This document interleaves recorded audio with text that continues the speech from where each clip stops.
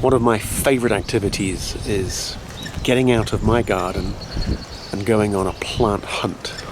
And in the summer, it's a great time to get out there and see what treats and treasures you might be able to find that have been passed over by the spring season. Sometimes these plants are a little bit ugly, but they're very much alive and well worth having. So I'm going to go on a little plant hunt, and I want you to come with me. Let's go and have a look.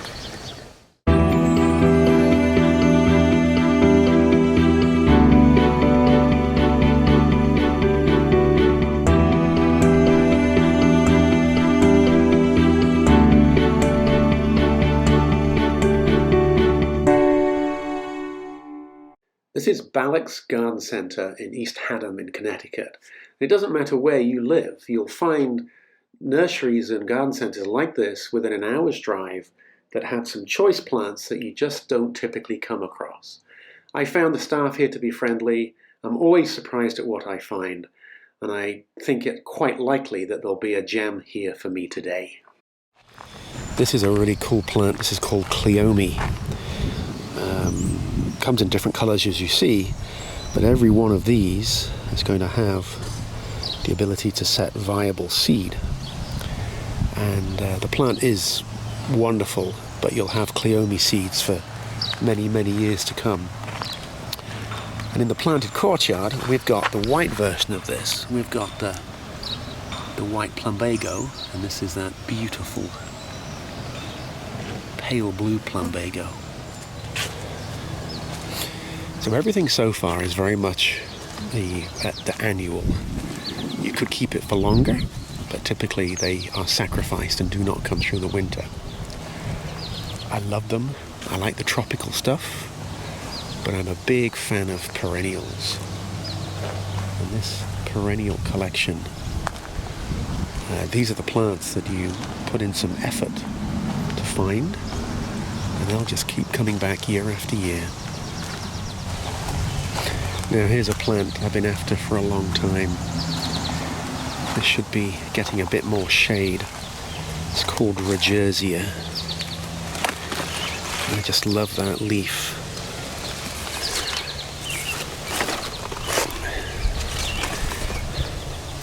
Yeah, there's that palmate leaf I like so much.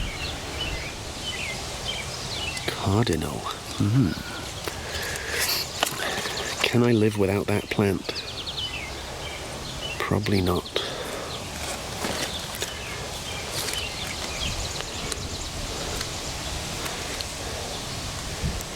But I say worth every single cent. When you come across these plants, you can't dither around. You might not come to it again for a long time. It's not that Rogersia is that rare, it's just finding them is something difficult. Now, this is interesting. Here's some peony, and I've always talked to you about buying peony in flower. Obviously this crop is spent, and they have quite a few of them. So if you don't mind a bit of a gamble, now might be the time to buy peony. And these are by that wonderful grower, Monrovia, which I've talked to you about before. Now, vines and climbers are very important to me. I think they transform a garden, but they're always a bit gangly. They come into the nursery looking prime and beautiful, and then because of their growth rate, they can quickly lose their appeal. But there are some absolute gems. You've got to look beyond the plant that's a little bit beaten up, and here's a wonderful example. This plant's been here for some time, you can tell. It's got the cracked pot, but this pot is full of roots. There's a lot going on in there, and we can see it's healthy. Look, we've got some new shoots coming, and here's some more new shoots and more new shoots, and I've always said buy them in flower if you can, and we can see exactly what we would get. So this is a gem. This is a summer gem. Looks a bit gangly and rangy, but very much alive and thriving. Just needs to be planted out. And this is Integrifolia. This is a good one. If I had more space, I would absolutely buy that. Oh. There's a little baby frog. We don't want him to get caught in this. Oh, there he goes. Go into the shade. Echinacea. If you're into gardening, you should absolutely have echinacea in your plantings. Lots of colours, lots of sizes. And look at the bees go crazy for this.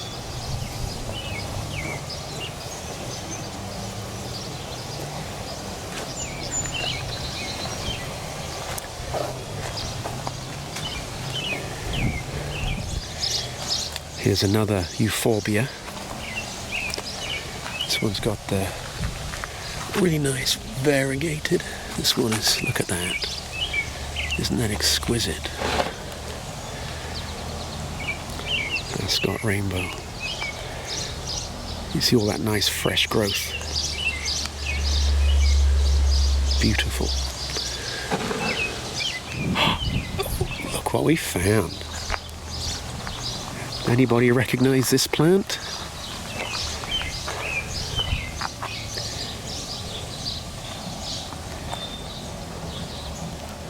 This is Tibucina,